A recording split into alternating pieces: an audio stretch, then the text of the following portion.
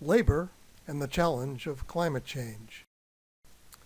The science may be complex, but the truth is pretty simple. Donald Trump may deny the reality of human-caused global warming, but many scientists and environmentalists warn that catastrophic events will follow once we pass an increase of just 1.5 degrees centigrade. Without major reductions in the use of fossil fuels, as much as 2/3 of the world's frozen carbon will be released from melting permafrost.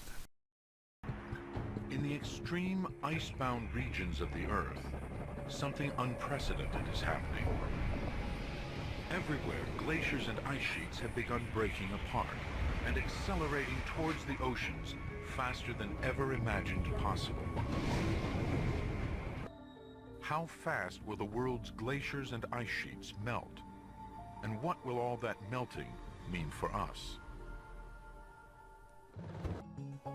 Since the Industrial Revolution, our burning of fossil fuels has ratcheted up the output of greenhouse gases like carbon dioxide, which trap heat in the atmosphere. Temperatures are climbing, and the ice is melting faster than ever. The real questions, the more complicated ones, are how fast are we going to get there? How much is it going to rise? Can we put the brakes on it at any point? Over the last 40 years, temperatures here in Alaska have risen about 4 degrees Fahrenheit, twice as fast as the global average. Now, these rivers of ice are flowing faster and crashing even more spectacularly into the sea. Alaska's Columbia is one of the biggest ocean-feeding glaciers in North America. In the early 1980s, the Columbia started flowing faster. The Columbia is hemorrhaging ice so quickly that in the last 30 years, the glacier has receded 10 miles up the fjord. The consensus is that in the next 50 to 100 years, mountain glaciers almost everywhere will simply disappear. From the loss of mountain glaciers alone, sea levels will rise by almost a foot, displacing millions of people around the world. But the biggest cost will be the loss of these huge natural reservoirs of fresh water, water that 1/6 of the world's population depends on. The abrupt collapse of the world's mountain glaciers raises even more disturbing questions about the Earth's biggest tracts of ice. Global warming is hitting hardest in the Arctic, and all eyes are now fixed on Greenland's ice. Its next move could be the game changer for rising sea levels. Right now, greenhouse gas levels in the atmosphere are even higher than they were 125,000 years ago. Higher than they've ever been in the last 500,000 years. Temperatures are already following suit. There are concerns that we get to some point beyond which strong feedbacks in the climate system kick in and cause changes that we're really unprepared to deal with.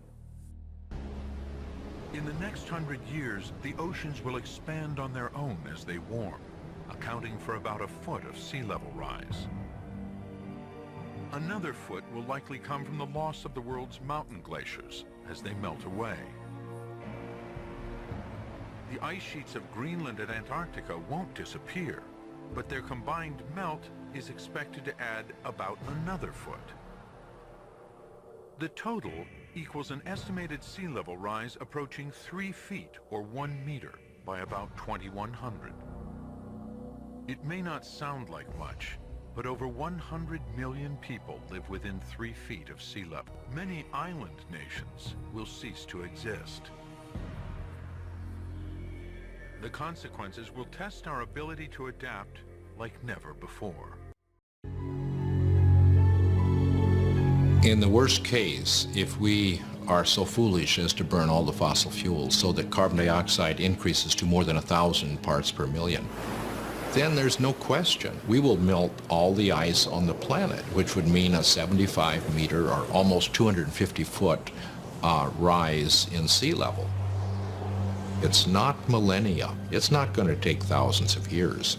the forcing of humans is so large that it will do the whole job within a time scale of centuries, I believe. It would mean you simply can't inhabit the coastal areas because you will have a continually changing sea level. So we really do not want to go down that path. Sea levels would rise by 16 feet per century. New Orleans could flood, followed by Miami. As southern Florida is lost to the sea, other coastal regions will also struggle to hold back the tides. We've already seen 7 inches of sea level rise in the bay over the past century. We know this because the longest continuously operating tide gauge in America is at the Golden Gate. So we have 154 years of data. We're just now beginning to realize with accelerated sea level rise, we're going to have to prepare and have a new plan for how we deal with it in the Bay Area.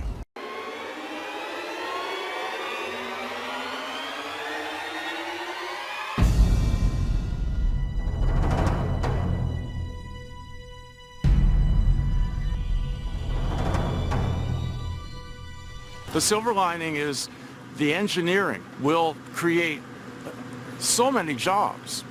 Holding off the sea will be the major employer of the world by 2100, I think. The bay's entire coastline would have to be defended with levees in order to protect it. But in the east, the Sacramento-San Joaquin Delta would remain vulnerable because it's at or below sea level. The Delta has some of America's most fertile farmland.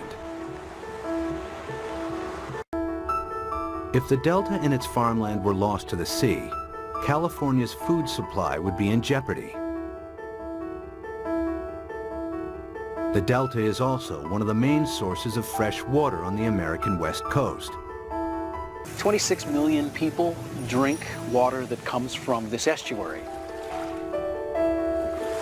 If you raise sea level a foot, the work that we've done suggests that you will salt up this end of the delta, even if the levees all stay together, even if they don't fail. Think of all the wharves and all the places where ships offload and onload all the goods and services. And if sea level rises even 3, 4, 5 feet, every single one of those ports has to be replaced. The cruise ship lines. There are billions of dollars of infrastructure that even a small sea level rise takes out. You got to rebuild it all over again. After 4 feet of sea level rise, electricity supplies would be affected as coastal power plants are flooded.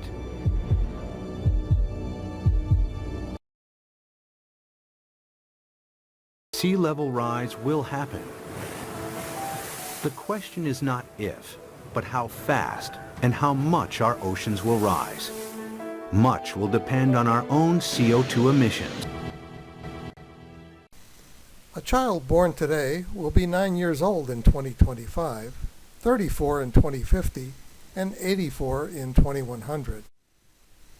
All this will happen within the lifespan of a child born today.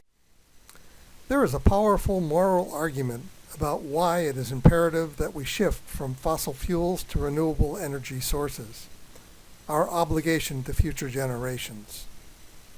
How we meet the challenge of climate change will determine the conditions under which our children, grandchildren, and future generations will live. If we want to protect them against the ravages of climate change, we need to make changes today in how we live so that they can live decently tomorrow. Global warming will inflict pain on society many times greater than the dislocation and sacrifice of the transition required to avoid it. Failure to act would be a crime against humanity of global proportions. Working people understand the concept of intergenerational sacrifice. Most working people are deeply devoted to their families. They make great sacrifices to enable their children to have a better life than they have. The future is in our hands. The workers and communities impacted by conversion to clean energy should not alone bear the social cost. They should have a voice with community allies in planning for conversion in a just transition to a sustainable energy economy. Our struggle for just transition is to assure that those sacrifices are shared by all. Those required to make the biggest changes should get the most help. A new script is going to be written one way or another. The question is, who will do the writing? Will impacted workers and their unions be reactive or proactive? Will they let their economic fate be dictated by others? Will they cling to the status quo at the expense of future generations? Or will they be agents of change? This train is leaving the station. There are three choices. Ride in the locomotive and help chart the route. Ride in the caboose and let others choose the route and destination. Or be left by the wayside at the station. If you were marooned on an island, would you pollute the only source of fresh water, foul the land, poison the sea around you? Think about it. Remember, nature always has the final word, and nature does not negotiate. Another world is possible, but only if we fight for it. Another world is inevitable if we don't. This is the first presentation in a series on labor and global warming. It will be followed by presentations on just transition, environmental justice, and the impact of militarism on climate change. Thank you for watching. Your feedback is appreciated. Share this with others and show it at your union meeting.